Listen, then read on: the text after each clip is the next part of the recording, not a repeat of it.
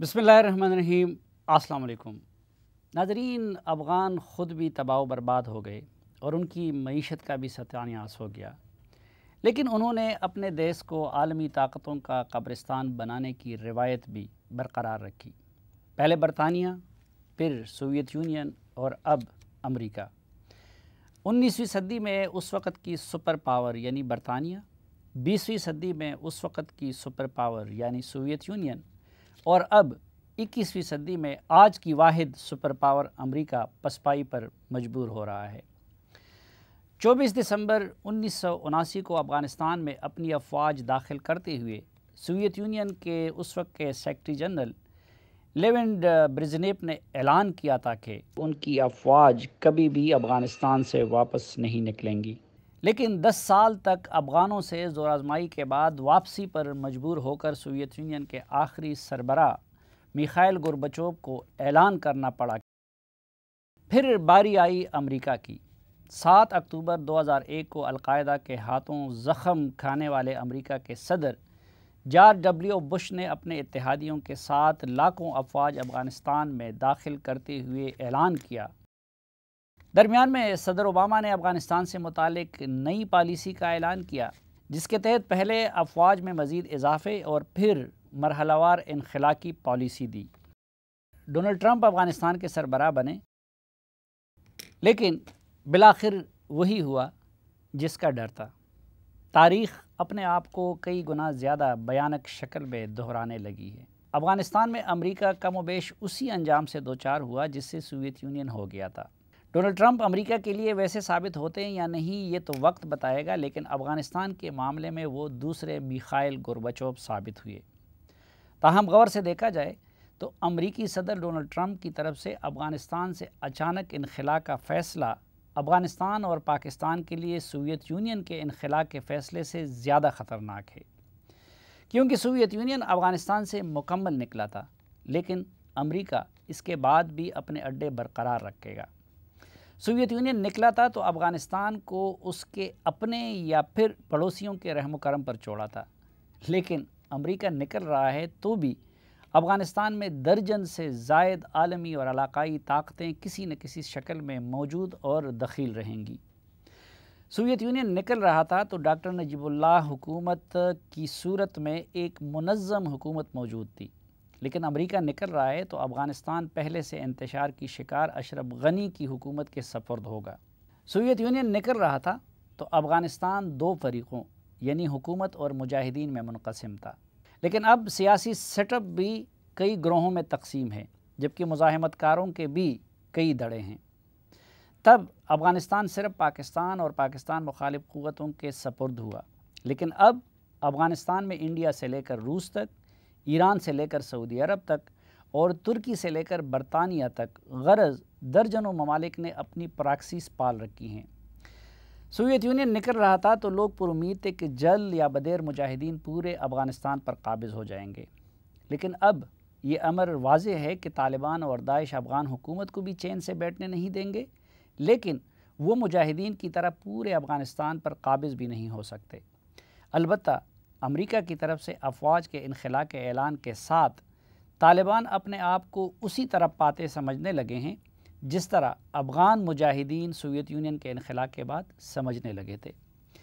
इसी तरह डॉक्टर अशरफ गनी की हुकूमत उसी तरह हिल गई है जिस तरह के डॉक्टर नजीबुल्लाह की हुकूमत सोवियत यूनियन के इनखला के बाद हिल गई थी, और हैरत अंगेज़ तौर पर पाकिस्तान में दाएँ बाजू के हल्के उसी तरह फ़तह का जश्न मना रहे हैं जिस तरह के सोवियत अफवाज के इनखला के बाद मनाया जा रहा था। लेकिन अफसोस की संजीदगी से तजिया करने के बाद तजियाकार इसी ही नतीजे तक पहुँचते हैं कि अफ़गानिस्तान उसी तरह एक और तबाही के दाने कड़ा हो गया है जिस तरह के 1988 में कड़ा हुआ था, और पाकिस्तान पर शायद उससे भी ज़्यादा भयानक असरात मुरतब होंगे जिस तरह के 90 की दहाई में मुरतब हुए थे।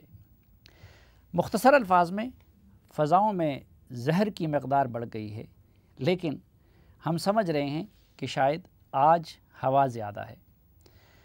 अमरीकी सदर बुश का अफ़गानिस्तान पर हमला अगर हमाकत थी तो डोनाल्ड ट्रंप का इस तरीके से इनखला का ऐलान उससे भी बड़ी हमाकत है।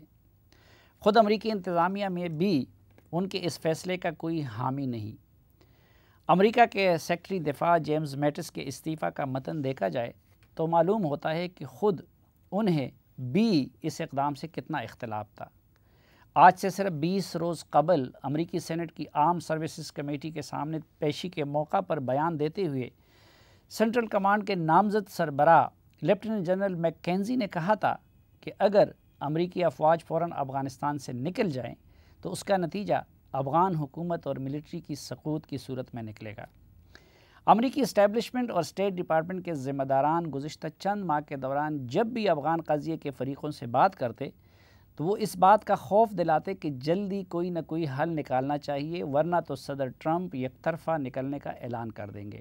اور شاید اسی خطرے کے پیش نظر پاکستان نے گزشتہ چند ماہ کے دوران پوری قوت صرف کی کہ طالبان مذاکرات پر آمادہ ہوں۔ مذاکرات کا ایک دور ابوظہبی میں ہوا بھی، لیکن افسوس کہ اصل فریقوں یعنی افغان حکومت اور طالبان کے مابین نہیں۔ ڈونلڈ ٹرمپ نے اس کا انتظار بھی نہیں کیا اور طالبان کے ساتھ مذاکرات کی پہلی نشست کی آڑ لے کر افغانستان میں اپنی افواج کو کم کرنے کا اعلان کیا، حالانکہ اس کے لیے وہ ذہن پہلے سے بنا چکے تھے۔ طالبان کے ساتھ اگر مذاکرات نہ بھی ہوتے تو بھی انہوں نے یہی اعلان کرنا تھا، کیونکہ شام سے متعلق تو کوئی مذاکرات نہیں ہوئے، لیکن شام سے متعلق بھی ڈونلڈ ٹرمپ نے یہی اعلان کیا۔ سوال یہ ہے کہ پھر وہ یہاں سے کیوں نکل رہے ہیں؟ اصلاً یہ سب کچھ وہ اپنی سب سے پہلے امریکہ کی پالیسی کے تحت کر رہے ہیں، لیکن افغانستان کے ضمن میں یہ اضافی حماقت کر ڈالی کہ طالبان سے مذاکرات کا ڈھونگ بھی رچایا۔ ان مذاکرات نے افغان حکومت کی پوزیشن بہت کمزور کر دی اور طالبان کا مورال بہت بلند ہو گیا۔ طالبان پہلے بھی افغان حکومت کو کوئی حیثیت اور اہمیت دینے کو تیار نہیں تھے، اور اب تو ان کا رویہ افغان حکومت کے معاملے میں مزید بے لچک ہو جائے گا۔ افغانستان میں اگر خانہ جنگی رہتی ہے اور افغان کو مارتا ہے تو اس کا سب سے زیادہ نقصان افغانستان کے بعد پڑوسی ممالک اور بالخصوص پاکستان کو ہوگا۔ افغانستان کے انتشار سے وسطی ایشیا اور روس بھی براہ راست متاثر ہوتے ہیں، جبکہ امریکہ کے نمبر 1 حریف چین کے بیلٹ اینڈ روڈ انیشیٹو میں بھی خلل پڑتا ہے، لیکن امریکہ کو کوئی براہ راست تکلیف نہیں پہنچے گی۔ اس لیے اب پاکستان، روس، چین اور ایران کو چاہیے کہ وہ پہلے سے زیادہ سفارتی کوششیں کریں اور بہر صورت افغان حکومت اور طالبان کے مابین مفاہمت کا راستہ نکالیں۔ افغان حکومت میں شامل دوستوں کو ہم گزشتہ سالوں میں یہ بات سمجھاتے رہے کہ وہ امریکہ یا ہندوستان کی شہ پر پاکستان کو آنکھیں نہ دکھائیں، کیونکہ وہ دور کے آئے ہوئے بے وفا دوست ہیں۔ اب ان کو بھی احساس ہو چکا ہوگا کہ امریکہ اور ہندوستان کی دوستی کے زوم میں پاکستان جیسے پڑوسیوں کے ساتھ تعلقات خراب کر کے انہوں نے اچھا نہیں کیا۔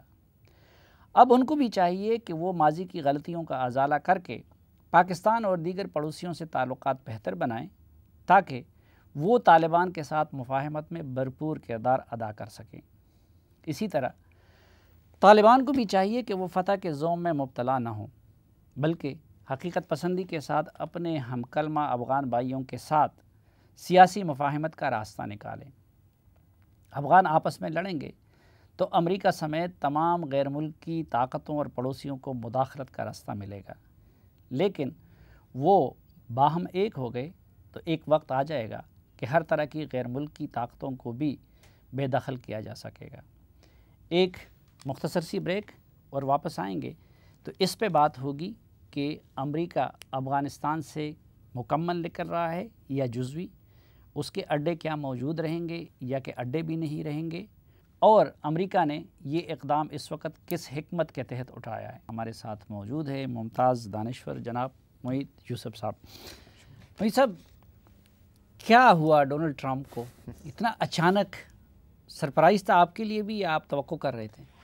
دیکھیے، پہلی بات تو یہ ہے کہ میں کافی کلوزلی اس کو فالو کر رہا ہوں، ظاہری بات ہے واشنگٹن میں بیٹھ کے بھی یہاں بھی، تو یہ بالکل ایک سرپرائزنگ ڈیولپمنٹ تھی اور کوئی ایسے سسٹم میں چیز نظر نہیں آ رہی تھی جس سے یہ لگتا کہ کل صبح آپ اٹھیں گے اور ایک فیصلہ آیا ہوگا کہ آدھی جو ہے وہ قوت امریکہ کی افواج کی وہاں سے ان کا انخلا ہوگا۔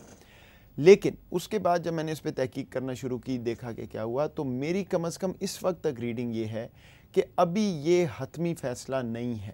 آپ نے دیکھا ہے کہ یہ سٹیٹمنٹ آئی ہے CNN پہ کسی پینٹاگون کے ذرائع کی طرف سے اس کو منسوخ کیا گیا, لیکن آفیشیل سٹیٹمنٹ کوئی نہیں آئی. اور اس کے بعد اب یہ بات ہو رہی ہے کہ ابھی سوچ رہے ہیں, کو پلان مانگا ہے, دیکھیں گے. مجھے لگتا ہے کہ آپ کو اس کو انٹرنلائز کرنا پڑے گا اس طرح کہ ڈونلڈ ٹرمپ نے اپنے سسٹم کو ایک بڑا کلیئر واضح سگنل دیا ہے کہ میں اپنے الیکشن سے پہلے ساؤتھ ایشیا اسٹریٹجی کے انعقاد کے وقت اگست 2017 میں بارہا یہ کہتا رہا ہوں کہ افغانستان سے میں نکلنا چاہتا ہوں, اور سسٹم یہ کہتا رہا ان کو کہ ہمیں تھوڑا اور وقت دیں, تھوڑا سٹیبلائز کر لیں, کوئی سیٹلمنٹ نکل آئے. System main Pentagon, state department, CIA اور نیشنل سیکیورٹی کاؤنسل جو ہوتی ہے وائٹ ہاؤس کی, جن کے آپ تمام نام سنتے ہیں. ان سب کا یہ مشورہ تھا کہ ابھی ٹھہریں.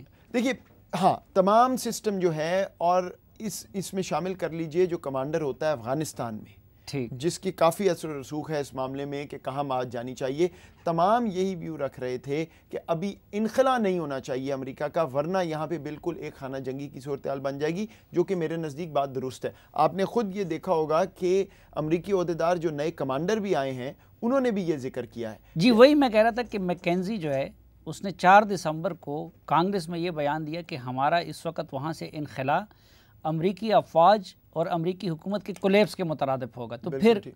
تو پھر امریکی صدر جو یہ سوچ رکھتے ہیں کہ ہمیں یہاں سے نکلنا ہے, ہم اس جنگ میں جو ہیں بہت دیر سے گھرے ہوئے ہیں, انہوں نے یہ سگنل دیا اپنی بیوروکریسی کو اب دوبارہ کہ دیکھیں میری جو صبر کا پیمانہ ہے وہ اب لبریز ہو گیا, اب میں نکلا یہاں سے, آپ فوراً کچھ کر لیجئے. اس کے بعد دیکھیں کیا ہوا. کل آپ کو یہ خبر آئی کہ افغان الیکشن جو ہے وہ اپریل میں نہیں ہوگا. یہ بات پہلے سے ہو رہی تھی کہ اپریل میں اگر الیکشن کا ہونا جو ہے بہت مشکل ہے, کیونکہ ابھی اکتوبر میں جو پارلیمانی انتخاب ہوئے اس میں بہت مسائل ہوئے. اگر الیکشن نہیں ہونا, ایک انٹرم سیٹ اپ آئے گا. اس کی کیا وجود کی, اس کی لاجک کیا ہے؟ لاجک یہ ہے کہ طالبان بات نہیں کرنا چاہتے اشرف غنی کی حکومت سے. اگر کوئی ایسا انٹرم سیٹ اپ آ جائے جس میں ان کی بھی کوئی شمولیت سے کچھ نام ایسے آئیں جس دھڑے سے وہ بات کرنے کو تیار ہو جائیں, تو وہاں پہ ایک نیگوسیشن کا پروسیس جو امریکہ نے اب شروع کیا طالبان سے, وہ ٹرانسفر ہو سکتا ہے افغان حکومت کو. اب نہیں, پہلے اس کا اگر یہ ابھی اقدام نہیں ہے اور فیصلہ نہیں ہے, صرف وارننگ ہے اپنے سسٹم کو ڈونلڈ ٹرمپ کی طرف سے, تو پھر سسٹم سے اتنا بڑا ریئیکشن کیوں آیا؟ ان کے سیکرٹری ڈیفنس جیمز میٹس نے استعفیٰ کیوں دیا؟ سیریا کی وجہ سے, شام کی وجہ سے. جو استعفیٰ ہے وہ شام کی وجہ سے ہے. ہاں, کیونکہ استعفے کی ٹائمنگ ایسی ہے, اس میں انہوں نے افغانستان کا بھی وہ بارہ ذکر کیا کہ اگر آپ نے نکلنا ہے تو پھر یہ میرے بس کا کام نہیں ہے. لیکن وہ جو straw that broke the camel's back والی بات ہے وہ شام ہے, وہ افغانستان نہیں. شام پہ دیکھیے یہ جو سٹیٹمنٹ آئی وہ بھی اتنی حیران کن تھی. اچھا, ابھی ریسنٹ پاسٹ میں امریکیوں نے افغانستان میں دباؤ بڑھایا بھی تھا. 3 صوبوں کے طالبان کے جو شیڈو گورنرز ہیں ان کو ڈرون کے ذریعے مارا بھی. تو اگر ان کا مقصد یہ ہے کہ افغانستان کی حکومت سے طالبان مذاکرات پہ آمادہ ہو جائے, تو اس کے لیے تو ضروری تھا کہ امریکی دباؤ بڑھائے رکھتے. بالکل. لیکن انہوں نے تو جو اعلان کیا اس کی وجہ سے تو انہوں نے طالبان کے مورال کو اور بھی بوسٹ کر دیا اور افغان حکومت کو ڈیمورلائز کیا. تو یہ مقصد تو اس سے حاصل نہیں ہو سکتا, تو پھر کیوں کیا؟ اس کو دونوں طرح سے دیکھا جا سکتا ہے. ایک تو جو آپ نے بات کی وہ بالکل درست ہے, اور اس کو آپ اس طرح سوچیں کہ ایک دڑار ہے سسٹم کے اندر, جو سربراہ ہے اس کی جو گٹ فیلنگ ہے وہ مختلف ہے سسٹم سے, تو وہاں پہ یہ ایک تناؤ ہے. لیکن جو دوسری آپ کو چیز دیکھنی ہے, ابھی UAE میں بھی ان کے مذاکرات ہوئے, پہلے بھی مذاکرات ہو رہے تھے, پاکستان نے بھی کسی حد تک اس میں اپنا حصہ ڈالا.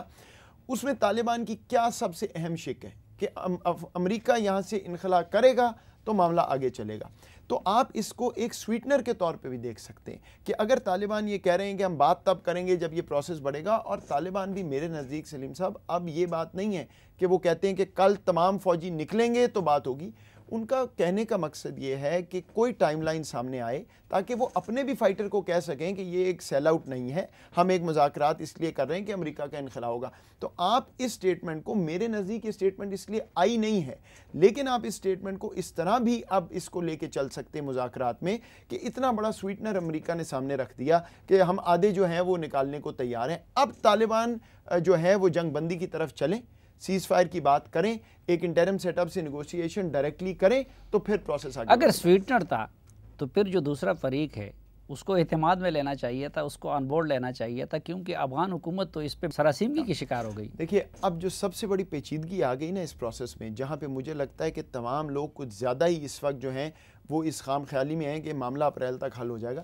اشرف غنی صاحب نے ایک بہت بڑا سگنل دے دیا ہے کہ وہ اس پروسیس سے نہ تو مطمئن ہے نہ اس کا حصہ ہے. جو انہوں نے اپوائنٹمنٹس کی ہیں امراللہ صالح صاحب کی اس وقت, ان کا ٹریک ریکارڈ تو بالکل واضح ہے پاکستان کے خلاف.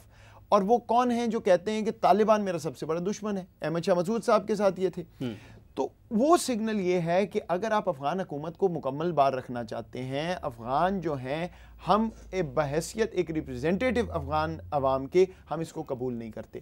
اب وہ پیچیدگی کو حل کرنا ضروری ہے. اور مجھے اب ڈر یہ ہے کہ اگر یہ معاملہ بہت آگے اس طرف چلا گیا تو اشرف غنی صاحب تو سپوائلر بن جائیں گے, کیونکہ ان کے ہاتھ میں تو کچھ نہیں رہے گا. انہوں نے تو جو جنیوا میں ابھی 3-4 ہفتے پہلے کانفرنس میں ایک ٹیم اناؤنس کی تھی تشکیل دے کے کہ میرے نیگوشیٹر یہ لوگ ہوں گے, وہ سارے ان کے حکومت کے لوگ تھے. لیکن غنی صاحب نے بھی یہ غلطی کی ہے. میں آپ کو بتاؤں, بہت دیر سے ان پہ یہ پریشر تھا کہ آپ معاملات کو ذرا جلدی آگے بڑھائیں. جب یہ بات ہوتی تھی وہ اپنا ایک پلان لے آتے تھے, کبھی کوئی نیگوشیٹنگ ٹیم, کبھی ہم ایسے کریں گے, اور وہ سارا پلان جو ہے وہ ایک چیز پہ فوکس تھا کہ انہوں نے الیکشن دوبارہ کیسے جیتنا ہے. انہوں نے بھی یہ غلطی کی ہے, وہ شاید امریکہ کا پیشنس لیول نہیں سمجھ سکے کہ امریکہ کو واقعی جلدی ہے. جو ظالم خلیل صاحب پروسیس چلا رہے ہیں ان کی ٹائم لائن بڑی چھوٹی ہے. یہ سویٹنر ہے, سگنل ہے, تھریٹ ہے, جو کچھ بھی ہے, لیکن اس وڈرال سے امریکہ کی اور ڈونلڈ ٹرمپ کی مراد کیا ہے؟ کیونکہ اس کے بعد بھی تو وہ اڈے تو برقرار رکھنا چاہتے ہیں اور 100% تو وہ نہیں نکل رہے. دیکھیے اس پہ بحث ہے اور اس پہ کوئی کلیئرٹی نہیں ہے. جو مجھے لگتا ہے, یہ میری رائے ہے کہ سب سے جو لائکلی سینیریو ہے اس میں یہ ہے کہ طالبان سے کوئی نیگوسیشن ہوگی, فوجوں کا انخلا شروع ہوگا, لیکن امریکہ کوئی نہ کوئی اپنی پریزنس وہاں موجود رکھنا چاہے گا. اب اس پہ بحث ہو سکتی ہے کہ وہ روس چین کے لیے یا واقعی ایک اور 9/11 سے بچنے کے لیے, لیکن مکمل انخلا جو ہے نہ تو مجھے لگتا ہے کہ وہ فیزیبل ہے, نہ میں اگر میرے سے سچ پوچھیں تو شاید طالبان بھی یہ نہیں چاہتے, کیونکہ وہ دوبارہ سے افغانستان خانہ جنگی کی طرف چلا جائے گا اگر بالکل انخلا ہوا, اور نہ ہی پاکستان یہ چاہتا ہے کہ ایک مکمل جو ہے وہ دوبارہ سے کیوس افغانستان میں آ جائے. اور مجھے لگتا ہے, مجھے کوئی معلومات نہیں ہے, مجھے لگتا ہے جو پاکستان کے فارن منسٹر یہ ایک دورہ کر رہے ہیں تمام ممالک کا, میرا خیال ہے کہ اس کا مقصد یہی ہے اور یہی ہو سکتا ہے کہ اب ریجنل کنسنسس بنایا جائے جس میں پاکستان ایک رول رکھے کہ جو بھی افغانستان کی شکل نکلے گی یہ نہ ہو کہ تمام ملک اس میں پھر سے چھلانگ مار دیں وہ 90 کی دہائی کی طرح, اور کوئی کسی طرف پراکسی وار شروع کر دیں. نہیں, لیکن اب تو ٹوٹل ادھر 7-8 ہزار فوج ہے امریکہ کی, وہ بھی کمبیٹنگ رول میں نہیں ہے. پچھلے پورے سال کے دوران کسی زمانے میں ان کے سینکڑوں لوگ مرتے تھے, پورے سال کے دوران صرف 13 امریکی فوجی مرے ہیں. تو آخر اس وقت یعنی وہ ضرورت کیا ہے, دباؤ کیا ہے اتنے بڑے اقدام کی اور اعلان کی؟ ایک امریکی صدر ہے جو یہ سمجھتا ہے کہ میرا فوکس اس وقت گریٹ پاور کمپٹیشن پہ ہے, چین ہے, روس ہے, اور ایسی جنگوں سے میں دلدل میں پھنسا ہوا ہوں, کیونکہ اس وقت چین, روس, اور یہ بات درست ہے, فری رائڈنگ کر رہے ہیں. امریکہ کی ساری سیکیورٹی پریزنس ہے, باقی کوئی اپنے انویسٹمنٹ کر رہا ہے, کوئی امریکہ کو انڈرمائن کر رہا ہے وغیرہ وغیرہ. تو وہ یہ سب ان کا یہ رائے بالکل واضح رہی ہے کہ اس کا لاجک جو ہے وہ میرے نزدیک نہیں. ہاں نہیں تو پھر مکمل کیوں نہیں نکل رہا؟ اس کے بعد بھی تو وہ اڈے تو برقرار رکھنا چاہتے ہیں نا. دیکھیے جو سسٹم ہے وہ تو ایک لانگ ٹرم سوچ رکھتا ہے نا. وہ یہ کہہ رہا ہے کہ جناب اگر آپ یہاں سے نکلیں گے تو پہلی بات میں آپ کو یہ گارنٹی نہیں کر سکتا کہ 9/11 دوبارہ نہیں ہوگا, سوچ لیں بحیثیت صدر. دوسری بات یہ کہ یہاں پہ جو بیسز ہیں جو ہم نے سسٹم بنایا ہے, کو 17 سال میں پروگریس کی ہے, ہم طالبان کو اس بات پہ کنونس تو کر لیں اگر سیٹلمنٹ, لیکن ہم اگر 100% ٹرمپ کی مرضی چلتی تو پھر مکمل نکل جاتے. بالکل, اور اوباما صاحب کی بھی اگر چلتی 100% تو نکل چکے. اس وقت نہ امریکہ کو پریڈکٹ کیا جا سکتا ہے, نہ ڈونلڈ ٹرمپ کو پریڈکٹ کیا جا سکتا ہے, نہ افغانستان کو پریڈکٹ کیا جا سکتا ہے. لیکن آپ چونکہ امریکی سسٹم کو قریب سے جانتے ہیں, ان سب چیزوں کو بہت فالو بھی کیا ہے, آپ پاکستان کو کیا ایڈوائز کریں گے کہ وہ کس قسم کی سینیرو کے لیے تیاری کرے؟ کسی صورت بھی کوئی نیگوسیشن کا پروسیس ایسا ہو جس میں طالبان حکومت میں شامل ہوں, جو بھی پاور شیئرنگ ہو, اور جنگ بندی کی طرف معاملہ چلا جائے, اور ریجنل کنسنسس یہ بنے کہ جب بھی جنگ بندی ہو تمام جو ریجنل ایکٹرز ہیں وہ وہاں جا کے اپنا ایک پراکسی نہ ڈھونڈ لیں. اگر افغانستان میں 10 ممالک پراکسی ڈھونڈیں گے, پاکستان ان میں سے سب سے مضبوط ہے جغرافیے کی وجہ سے, اور سب سے نقصان بھی پاکستان کا ہے جغرافیے کی وجہ سے. ایک جو مجھے ڈر ہے, آپ کی رائے اس پہ جاننا چاہوں گا, کہ اگر امریکی یہاں سے اس کی افواج نکل جاتی ہیں اور پھر ہم regional consensus means Russia, China, Iran اور پاکستان کنسنسس بنا دیں، تو پھر امریکہ سپوائلر کا رول نہیں پلے کرے گا؟ 3 چیزیں آپ نے کرنی ہیں. پہلی چیز آپ نے پولیٹیکل سیٹلمنٹ میں سپورٹ کرنا ہے، کوئی نہ کوئی جنگ بندی کی شکل نکلوانی ہے. دوسری بات آپ نے ریجنل کنسنسس بنانا ہے جس میں امریکہ شامل ہو. امریکہ کے بغیر امریکہ اس کو اپنے لیے تھریٹ نہ سمجھے. ایک اور بات بھی یاد رکھیے، ہم نے بات نہیں کی، 4-4.5 بلین سال کے اس وقت اخراجات امریکہ بھر رہا ہے. وہ نہ تو روس نے دینے نہ پاکستان نے دینے، وہ امریکہ نے ہی دیتے رہنا، اور وہ تب دے گا جب ریجنل کنسنسس بنا رہے گا. اور تیسری اور سب سے اہم چیز، پاکستان امریکہ کا جو بائی لیٹرل تعلق ہے وہ اس وقت بالکل ڈیڈ ہے. پچھلے 1.5 سال سے سوائے افغانستان کے کوئی بات نہیں ہوئی. یہ تینوں چیزیں آپ نے کرنی ہے ایز پاکستان، اور اسی پروسیس میں کرنی ہے جو ابھی افغانستان کا ہو رہا ہے. ایک دفعہ یہ معاملہ کسی اونٹ کسی کروٹ بیٹھ گیا، پھر یہ بات نہیں ہو سکتی، پھر ریجنل کنسنسس بھی نہیں ہوگا، پھر امریکہ بھی آپ سے بات اس طرح نہیں ہو سکتی. بہت شکریہ معید یوسف. ناظرین، ایک مختصر سی بریک اور اس کے بعد ایک اور اہم موضوع پہ بات ہوگی جو کم و بیش ہر پاکستانیوں کی صحت اور جان سے متعلق ہے. ناظرین، اس حکومت کا ایک المیہ یہ ہے کہ اس کے وزراء کام کم کرتے ہیں اور بولتے زیادہ ہیں، اور بولتے بھی ایسے ہیں کہ بعض اوقات حقائق کچھ اور ہوتے ہیں اور وہ کچھ اور بول رہے ہوتے ہیں حسب روایت. کچھ عرصہ قبل اسلام آباد سے جب پشاور کے ایس پی پولیس محمد طاہر داوڑ اغوا تھے اور مغویوں کے پاس تھے اور ابھی ان کی زندگی اور موت کا پتہ نہیں چل رہا تھا، جس سروے کی بات شہریار آفریدی صاحب نے کی ہے اور جس کے غلط اعداد و شمار انہوں نے پیش کیے ہیں، یہ سروے ان کی وزارت کا کوئی کارنامہ نہیں ہے، بلکہ جس ادارے نے یہ سروے کیا ہے وہ ہے ساسی، یعنی South Asia strategic stability institute. اس کی سربراہ ڈاکٹر ماریہ سلطان صاحبہ کو ہم نے زحمت دی ہے. ہم ان سے جانیں گے کہ سروے انہوں نے کیا کیسے اور اس کی ایکچول فائنڈنگز کیا ہے، شہریار آفریدی کی بیان میں کتنی حقیقت ہے اور کتنا مبالغہ ہے. بہت شکریہ ڈاکٹر ماریہ سلطان. پہلے یہ بتائیے کہ آپ کو تو ہم دیکھتے تھے کہ ایٹمی ٹیکنالوجی پہ کام کر رہی ہیں، سیکیورٹی کے معاملات پہ کام کر رہی ہیں، آپ بھی اس حوالے سے مشہور ہے، آپ کا ادارہ بھی، تو یہ آپ نے منشیات کے حوالے سے سروے کا کام کیوں اور کب سے شروع کیا؟ سلیم، پہلی بات تو یہ ہے کہ یہ جو سروے ہے یہ ہماری ایک اور بڑی سٹڈی کا ایک حصہ تھا جو ہم نارکو جہاد اور افغانستان کے اوپر کر رہے تھے کہ افغانستان کی جو حکومت ہے اس کے اندر کتنی حد تک منشیات یا ڈرگس کی وجہ سے جو مضمرات ہیں اس کے کیا ہیں. اس سٹڈی کا ایک چھوٹا حصہ ایک پائلٹ سٹڈی تھی جو ہم نے اسلام آباد میں کی، اور اس پائلٹ سٹڈی کے اندر ہم نے 44 انسٹیٹیوشنس کے اوپر یہ سٹڈی کی. تقریباً 400 اسٹوڈنٹس کے انٹرویوز لیے گئے اور ان کی بیسس کے اوپر یہ سٹڈیز کے نتائج ہم نے مرتب کیے. تقریباً 1.5 سال یہ جو ہے ہم نے جو پائلٹ سٹڈی یہاں کی، کیونکہ جیسے جیسے ہمارے پاس نتائج آتے گئے اتنا زیادہ ہم اس کو ویریفائی کرنا چاہتے تھے. ہم نہیں چاہتے تھے کہ ہم ایسی بات کریں جو بعد میں ہم اس کی صداقت کے اوپر کھڑے نہ ہو سکیں. دوسری بات یہ کہ جب ہمارے پاس یہ نتائج آ گئے، ان نتائج کو پھر ہم نے سینٹ کی کمیٹی برائے داخلہ میں نہ صرف جا کے شیئر کیے بلکہ اس کے ساتھ وہ تمام جو فائنڈنگز ہیں اور پلس رپورٹ ادھر جمع کریں. اچھا، وہ فائنڈنگز کیا ہیں؟ یہ تو نہیں ہے نا جو ہمارے وزیر صاحب کہہ رہے ہیں کہ 75% بچیاں، اس کا مطلب تو یہ کہ ہر 4 بچیوں میں سے 3 بچیاں منشیات استعمال کر رہی ہیں. تھوڑا سا شاید وہ ان کو شاید پڑھنے میں غلط، تھوڑی سی انڈرسٹینڈنگ میں شاید کلیئرٹی نہیں ہے یا شاید وہ بول گئے ہیں اس میں، لیکن جو ہماری اسٹڈی تھی اس کے مطابق یہ نتائج تھے. پہلی بات تو یہ اسٹڈی ہم نے کی 4 مختلف منشیات کے اوپر، جس میں کرسٹل آئس یا کرسٹل میتھ جس کو کہتے ہیں، میتھ یا آئس، ایمفیٹامائنس جس میں زینکس، ٹریماڈول اور اس قسم کی جو منسلک جو منشیات آپ کہہ سکتے ہیں، تیسری ہیروئن اور چوتھی چرس. یہ 4 بیسک ڈرگس جو ہیں اس کے اوپر سیمپل کو جو ہے ٹیسٹ کیا گیا.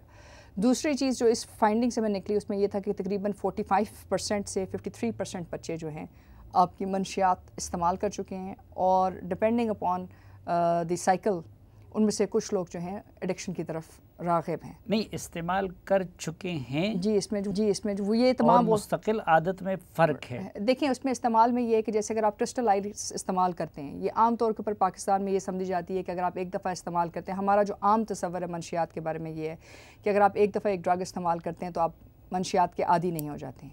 لیکن جو کرسٹل آئس ہے یہ ایک آرٹیفیشلی کریٹڈ ڈرگ ہے، جس میں کوکین اور باقی تمام ڈرگس کو مکس کیا جاتا ہے. یہ آپ کا دماغ کی جو سوچنے کی طرز ہے اس کو چینج کرتی ہے, اور اس کی ایڈکشن جو ہے مختلف اسٹڈیز کے مطابق فرسٹ سے 1 ٹائم ٹو 2 ٹائم یوز کے بعد آپ سمجھ سکتے ہیں کہ ایڈکشن کریٹ کرتی ہے. اسی اسٹڈی کے اندر ہم نے ایک بات کہی تھی کہ جو سیمپل ہے اس سیمپل کے مطابق جو پرسنٹیجز تھی اس میں جو لڑکے تھے وہ ہیروئن زیادہ استعمال کر رہے تھے, ایچ زیادہ استعمال کرتے تھے, اور ٹریماڈول زیادہ استعمال کر رہے تھے. کیونکہ ہوتا یہ کہ آپ کے بچے جو ہیں وہ ایک سائیکل میں جاتے ہیں اور سائیکل سے باہر نکلنے کے لیے پھر ٹریماڈول اور زینکس پہ خود اپنے آپ کو ڈی ٹاکس کرنے کی کوشش کرتے, جس کی وجہ سے ملٹیپل ایڈکشنس کی طرف راغب ہو جاتے. اور اس کے اندر ہم نے یہ دیکھا کہ جہاں ایچ آپ کی جو لڑکیاں تھیں وہ کم استعمال کر رہی تھیں, اور لڑکیاں کی جو زیادہ تر جو یوزش تھی وہ اس میں وہ کرسٹل میتھ استعمال کر رہی تھیں. سو سیمپل سائز کے اندر پرسنٹیج اس کانٹیکسٹ میں ڈکلیئر کی گئی تھی کہ اس کانٹیکسٹ میں لڑکیوں کی جو استعمال ہے. اس میں آپ کے ڈیٹا میں تو وہ لوگ بھی آ گئے ہوں گے نا جنہوں نے 1-2 مرتبہ استعمال کیا. دیکھیں وہ لوگ بھی آئے ہیں, لیکن اس میں کیونکہ ہم نے جو کلاسیفائی کیا ہے ڈرگ یوزر کو وہ کیا ہے کہ جس کے لیے ایک نیسیسٹی بن جاتی ہے کہ وہ اس کو استعمال کرنا چاہتے ہیں ایک سے دوسری دفعہ. ایڈکٹڈ لوگ کتنے ہیں؟ یہ 45 to 53% ڈپینڈنگ اپون, یعنی یہ وہ لوگ ہیں جنہوں نے نہ صرف ڈرگ یوز کی ہیں. آپ ایڈکشن کو ڈیفائن کرتے ہیں. یہ اسلام آباد کے تعلیمی اداروں جی اسلام آباد کے تعلیمی. ہم نے اس کے بعد یہ کہا تھا کہ نیشنل تعلیمی ادارے مین یونیورسٹی اسکولز اینڈ اسکولز بھی ہیں, اس میں پرائمری اسکول نہیں جی پرائمری اسکولز نہیں تھے. ہمارے پاس جو لاسٹ سیمپل کے اندر جو بچہ تھا وہ تقریباً 8 سال کا تھا, اور اس کی بنیادی وجہ یہ تھی کہ اس کے جو بڑے بہن بھائی تھے وہ استعمال کر رہے تھے, اور اس کے بعد دے ڈیڈ دس. اور اس میں ہم نے یہ بھی کہا, یہ بھی چیک کیا تھا کہ جو آپ کے سائیکالوجسٹ تھے ہم ان کو بھی لے کے گئے تھے, کیونکہ ہمارا جو سیمپل تھا وہ بچوں پہ فوکس تھا. ہمارا سیمپل کسی اور چیز پہ فوکس نہیں تھا کہ یہ کس طرح یہ منشیات اسکول تک پہنچ رہی ہیں. اور اس میں ایک اور چیز جو میں بڑی واضح طور پہ کہنا چاہوں گی وہ یہ کہ جو آپ کی گورنمنٹ اسکولس تھے اس میں یہ 2% تھا, اور آپ کے پرائیویٹ اسکولس یا پرائیویٹ انسٹیٹیوشنس میں یہ 45 سے 53% تھا. اچھا, لڑکیوں میں کون سے نشے کا استعمال زیادہ ہے, لڑکوں میں کون سے کا زیادہ ہے؟ لڑکیوں میں زیادہ تر کرسٹل میتھ ہے, اور لڑکوں میں زیادہ تر ہیروئن اور ٹریماڈول اور زینکس ہے. ٹھیک.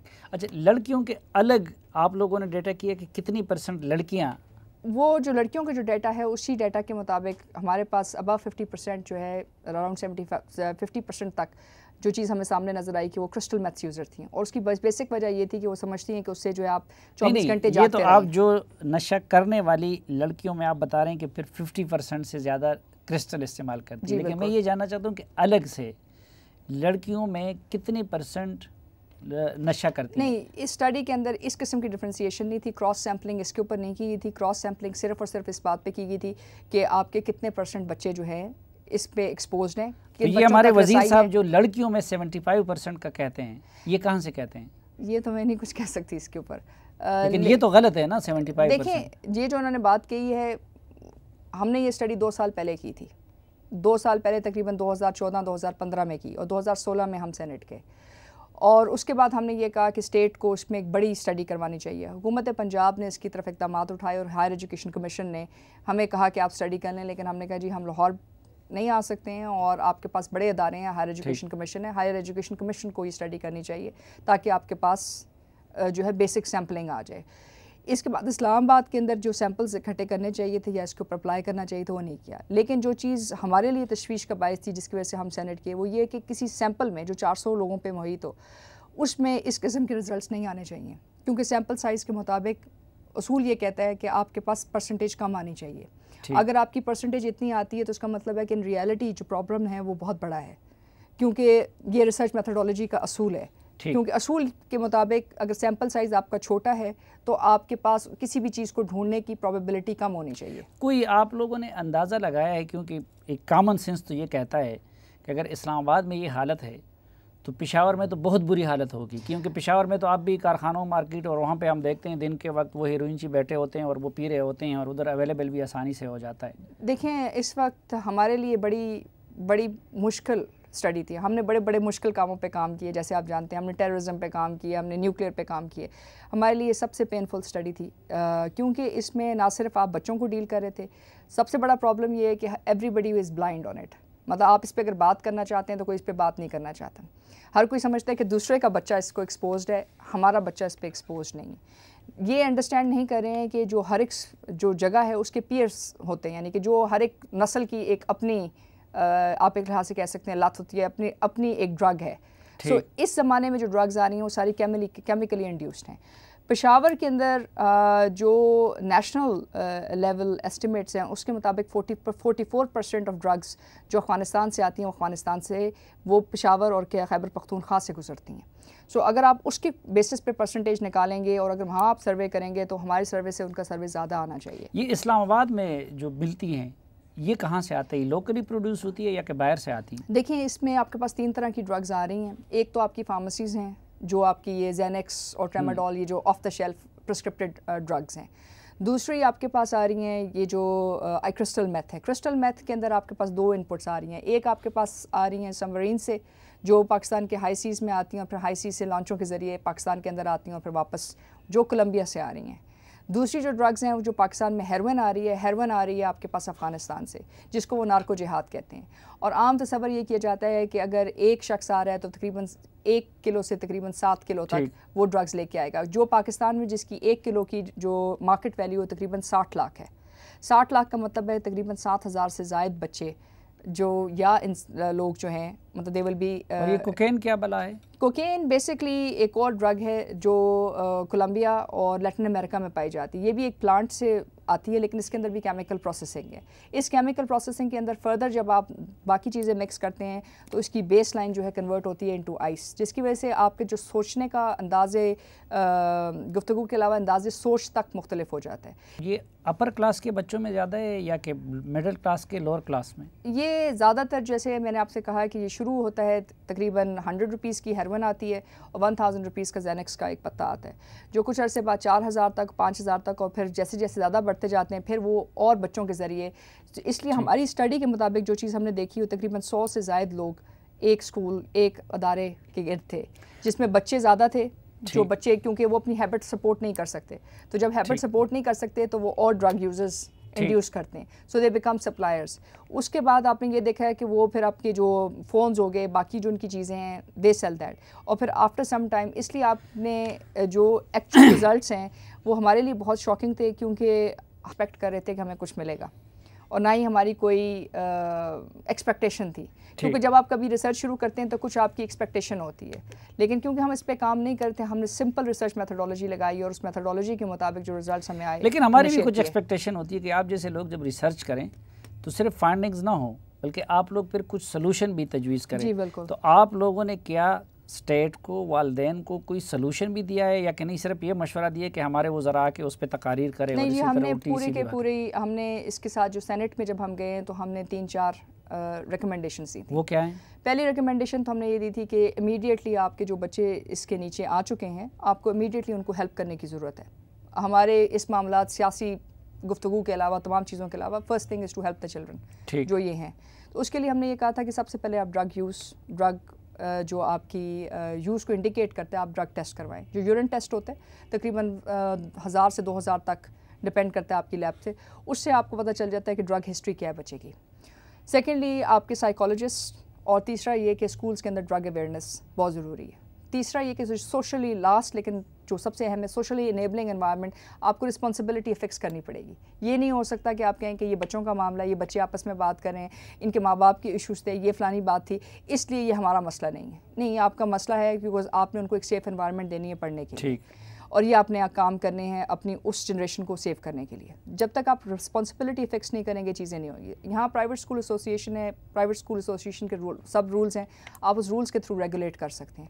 سیکنڈ بات ہم نے یہ کی تھی کہ جو اے این ایف کی اس وقت تعداد صرف 3000 ہے. آپ 3000 سے ایک کیپیسٹی سے ایک اسٹیٹ لیول کے اوپر جو کرائسس ہے اس کو ڈیل نہیں کر سکتے ہیں تو آپ کو میس اویئرنیس چاہیے. تیسری چیز ہم نے یہ کہی تھی کہ آپ ہیلپ لائن کریٹ کریں. اور چوتھا سب سے بڑا پرابلم آپ کا جو ڈرگ لا ہے اس میں یہ ہے کہ وٹنس پروٹیکشن پروگرامز نہیں ہیں. اس لیے جب آپ کسی ڈرگ ڈیلر کو پکڑتے ہیں چاہے وہ آپ ایس ایچ او لیول کے اوپر پکڑیں چاہے آپ اس کو بگر لیول کے اوپر پکڑیں آپ اس کو ریٹین نہیں کر سکتے ڈسپائٹ دا فیکٹ کہ آپ کی پینلٹیز بہت اسٹرانگ ہیں کیونکہ وٹنس پروٹیکشن پروگرام ان کو سیو نہیں کرتا. اور جب کوئی ان کی وٹنس دینے کی کوشش کرتا ہے ہمارے لیے بھی مطلب ہمارے پہ بہت زیادہ کرٹیسزم آیا کہ آپ نے ان بچوں کے نام نہیں دیے ہیں. ہم یہ سمجھتے ہیں کہ جو بچے اس کو ڈیل کر رہے ہیں جو اس کرائسس کے اندر ہیں as individuals as grown ups آپ اس پریشر کو نہیں ڈیل کر سکتے جو ڈرگ ڈیلرز کا پورا ایک سسٹم جو چل رہا ہے اس کو ڈیل کر رہے ہیں. سو ایز چلڈرن آپ کیسے ایکسپیکٹ کرتے ہیں کہ آپ ان کو سیفٹی پرووائڈ کریں جب تک کہ اسٹیٹ اپنے اس میکینزم کو چینج نہیں کرتی. اور سب سے آخر میں لیکن سب سے اہم بات یہ ہے کہ آپ کو ایک اسپیشل فورس چاہیے جو ایمنیسٹی رکھیں باقی تمام پولیس فورس سے, جس کا کام یہ ہو کہ they are drug enforcers as well, مطلب ڈرگ جو آپ کی پالیسی ہے اس کو انفورس بھی کریں. آپ کے پاس جو ANF ہے وہ انفورسمنٹ ایجنسی نہیں ہے, وہ basically it is to stop, مطلب اس کی جو مینڈیٹ ہے وہ ڈفرینٹ ہے ان ریگارڈس ٹو آپ کی پولیس. پھر آپ کے پاس مختلف جگہ پہ جیسے کسٹمز ہے, باقی جگہ پہ آپ کی ڈرگس پکڑی جاتی ہیں, آپ کے پاس کوئی پازیٹیو کنسٹرکٹیو یوز نہیں ہے. انڈیا اس وقت آپ حیران ہوں گے کہ اس وقت دنیا میں سب سے بڑا ڈرگ ایکسپورٹر ہے آف اوپیم.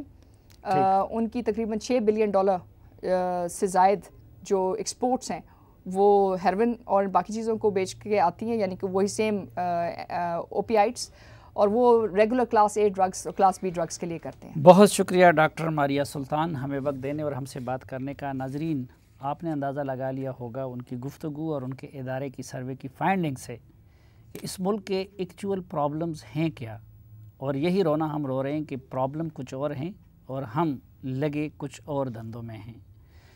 یہ ہمارے مستقبل کا سوال ہے, آئندہ نسلوں کا سوال ہے, اور شاید اگر کسی اور ملک میں ایسا ہوتا کہ اس کے مستقبل کے معماروں کا شاید 1% بھی اگر اس لعنت میں مبتلا ہو چکا ہوتا تو شاید وہاں کی حکومت, وہاں کی سول سوسائٹی, وہاں کے سیاستدانوں, وہاں کے اداروں کو کچھ اور کرنے اور سوچنے کی فرصت ہی نہ ہوتی.